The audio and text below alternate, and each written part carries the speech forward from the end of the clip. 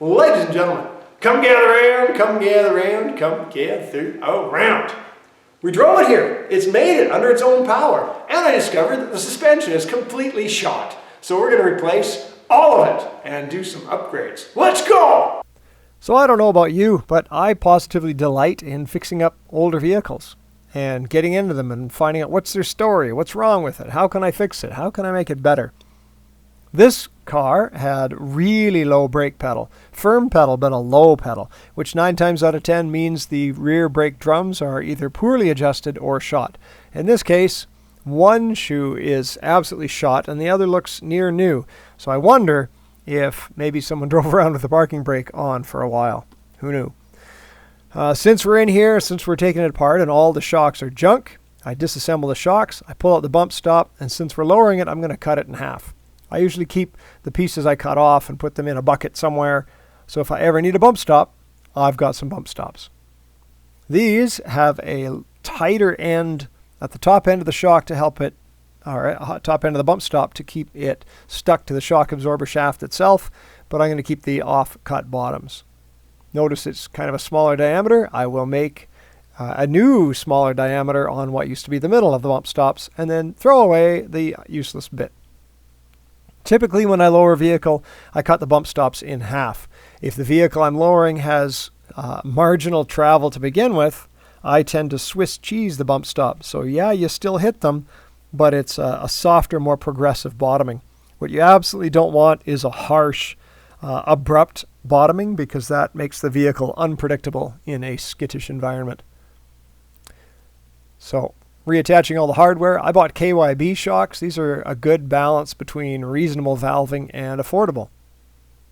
These are XLG. The GR2s used to be really good, but I don't know if they still sell them or I just bought the cheapest ones. Who knows? So snug it up. It's not really going to go anywhere. While we're at it, we pull out the spring. And I ordered the same set of lowering springs that I put on my Hyundai Accent, Manzo, off of eBay. 2 half-inch bolts go into these little holes while I'm at it. I forgot about that. Because I have a couple sway bars I've made over the past little bit. eBay provided the lowering springs. I don't know if these are anything stellar. They were just cheap, and I really like cheap.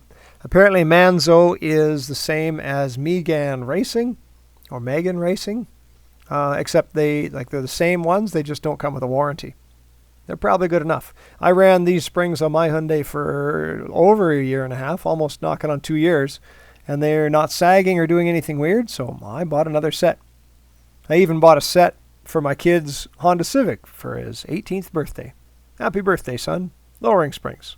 Welcome to the family. So I pull these in, and there's a nice strategic little hole you can stick a bar in to give yourself a little bit more leverage. And then some gentle dakadakas with the impact to rattle the shock on home. There, yeah, and here I'm changing the brakes.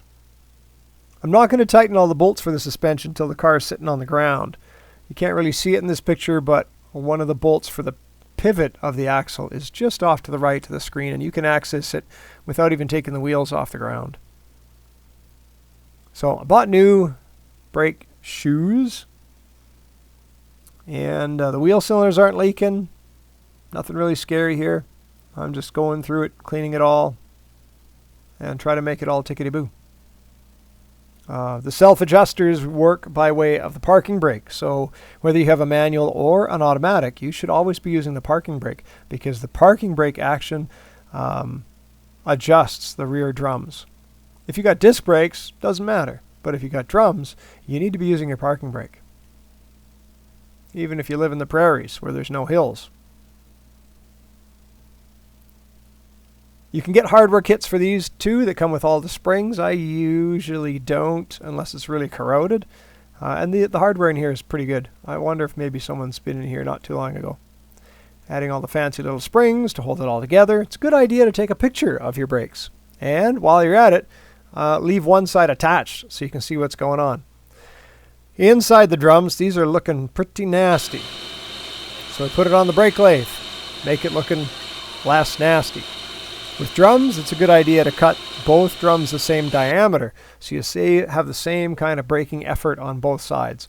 These cleaned up with a .005 cut. So 5 thousandths, which is baby fart. The hair on my head is 1.5 thousandths, so that's just not much of a cut. Side cutters are one of my favorites to try and move the spring on the parking brake cables. You'll never cut through the parking brake cable, not with your monster's pipes, but it certainly holds the spring out of the way for you while you reassemble it all. You can see the bolt on the left side of that pivot. That's the bolt you need when you're adjusting or readjusting, loosening and tightening the bolts with wheels on the ground. Don't look at the rust. I freaking hate rust. We're going to look at rust later. Ugh, to rust. Not sure why it rusted on one side. I wonder if one of the hoses for the sunroof drain is somehow emptying at the top of the wheel instead of out the bottom. Don't know. I'll figure it out when I'm in there fixing the rust. So I did the other shock, cut it in half, trimmed it, zip it up, couple Dakadakas, new lowering spring, using the rubbers, put her in place. And then I'm zipping up the bolts and calling her good. A little bit of never sneeze on those 1/2-inch bolts I added. And the second of the 3 sway bars I've made so far for Hyundai Accents. This is a 7/8 diameter sway bar and works really well. It makes the car really nicely balanced. I'm quite happy with this one. Only I want more. So I made a Schedule 40 pipe one for my car, and the 7/8 bar goes on my wife's. These wheels are, I want to say, the build date's like 2017 or 2016 or something, so they are aged out tires. We'll get new ones next winter. We're just going to burn them off this year. Front shocks, equally disgusting. All of them leaking with the oil blown out of them. Surprising with this car only having 146,000 K. That's kilometers, not miles. That's like, 80,000 miles? It's not much. It goes to show people don't buy Hyundais to take care of them. So, and I wonder if someone's been in here before, because these bolts holding the struts on were fiendishly tight. So I had my breaker bar. I like breaker bars. It'll either break loose, break off, or break. And then 3 nuts at the top, and you pull the strut out of the fender. There it is. Woo! And then the other side, we can zip that out at the same time. Look at the oil. Look at this. Look, it's disgusting. That's a blown shock. Garbage. Now, I've never done this before, but I wanted to see what would happen. It's a little alarming. Don't do that. Not safe. What you do at home is up to you. What you do in my school shop is up to me. But I wanted to know what would happen because it looks exciting. So I'm checking out the pivots at the very top of the struts. They have to pivot nicely, otherwise you're going to have a hard time or a curious time turning left and right. One time I had a Honda Civic where the little needle bearings up at the top were pooched, absolutely pooched. And when you tried to steer the car, the coil spring would wind up like a clock spring kind of thing. And if you let go of the steering wheel would spring left, right, left, right, left, right, left, right, left, right, left, right, as it would wind up and unwind the coil springs in the struts. It was hilarious. These bump stops I'm cutting off in half again. I think I cut 1/3 of them off the front of mine, and I probably will go back in and cut a little bit more. But I cut these ones in half. And then they're just jam fit back into the dust boot. They stick with stiction. You either have stiction or slipification. This one we need some stiction. And then I ordered KYB shocks for the front as well. Probably also the XLG. Yep. So open her up. Lots of nice packaging. Well packaged. And we'll put some of these struts in. To my students, I'm not a big fan of coilovers. I would only recommend coilovers if you're actually going to be racing the vehicle and you need higher spring rates and the magnitude of adjustment that coilovers give you. For a street car, for something you drive on the street, just get cheap lowering springs and call her good. It will be absolutely fine, and it's not going to be as harsh or nasty or disgusting to listen to or ride on like coilovers do. So lowering springs are just fine. If you want to go racing, these aren't going to be stiff enough. But if you're going racing, don't do it in a Hyundai Accent. The tops of these spring hats have a little flat on one part of it, so I did actually put it together with the impact, because if I hold the top hat, it's not going anywhere. It kind of holds itself in on that little flat.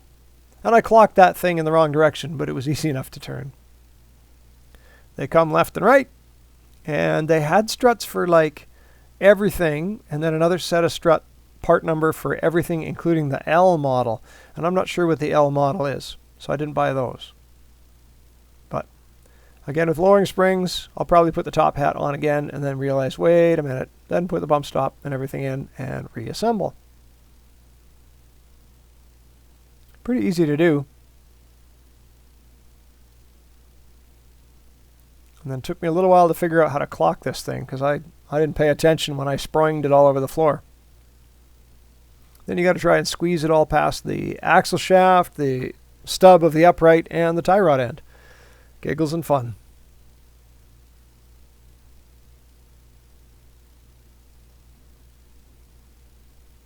Some manufacturers have like a gasket at the top. Don't know if you need one. This didn't come with one, but apparently it might help insulate from creakiness.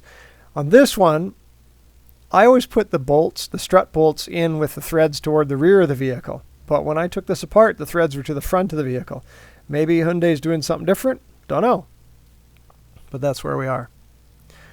We also have one of the end links for the sway bar is pooched. But I ordered 2 new ones. They're coming in, and I'll replace those at some point.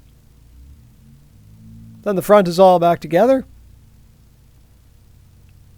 Torquing up the wheel nuts.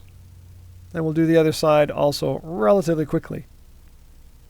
I think I sped this one up a little bit more. The brakes on this look good on the front. Lots of pad. Nice looking rotors. We called it good.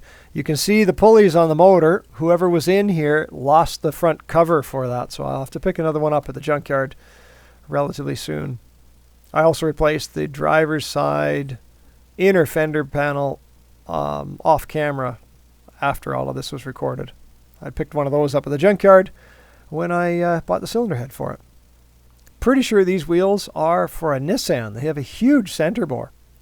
Anytime you do suspension work, any significant changes, or even just taking it apart, you should do an alignment. The only thing that's adjustable on these cars is toe. So I have toe plates and tape measures. I have a sweet video that helps you make sense of wheel alignment. Feel free to check it out. I'll put a description above and probably below just for giggles. This needed, in the lowering that we did, basically 1 full turn on the tie rod ends, and the toe was right back where it was supposed to be.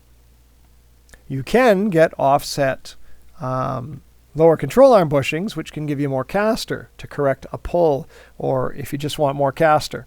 I always recommend more caster. I'm not going to change those bushings. The back suspension is non-adjustable, but can be made adjustable if you need it. With the front sitting down low, I had to do something to make the back look right, and yes, I did. And then, my accent is the angry accent, because all of my vehicles have been named with alliteration, with an allusion to evil. But this is my wife's car, and she doesn't subscribe to the same sense of humor. So I ordered up another set of sticky letters, stole the extra P out of the package that I had for my letters, and we got the Happy Hyundai. So we're going to press this into service starting next week. This thing will burn half the gas of the car we have been using as a family vehicle. It's like half the size, but it burns half the gas, and that's, it's money in our pocket for other things, like licorice jujubes or something. It still needs a bit of love. We've got some sway bar end links coming because one is a little bit loose. Might as well do them both because I'm going to be in there anyways. You can't see it behind the hoist post, but there's a nasty rust edge around the rear tire. And I don't know if you're new to the channel, but I may have mentioned once or twice, I freaking hate bodywork. So I'm going to be doing some bodywork because I'm a masochist deep down inside, but it'll probably be over the next school break so I can devote some time to it and get it done. At any rate, this is it. It runs, it drives, it's doing pretty good, it's reasonably affordable, and I think we're going to leave it at that. So I'm into this for less than $2,000 Canadian. I probably would say $1,800. For US, that would be purchased, repaired, and driving for about $1,200 US. I don't know what these are going for in your area. In ours, these go for about $5,000 at the moment because the used car market is stupid. But a $5,000 car that's cost me $1,800 to purchase and put together, I'm laughing. And 7.4 liters per 100K. So I'm pretty pleased with that. At any rate, stay tuned. There's going to be more on this sometime in the future. But there it is, man. It's all good. As always, thanks for watching. Take care. We'll see you again.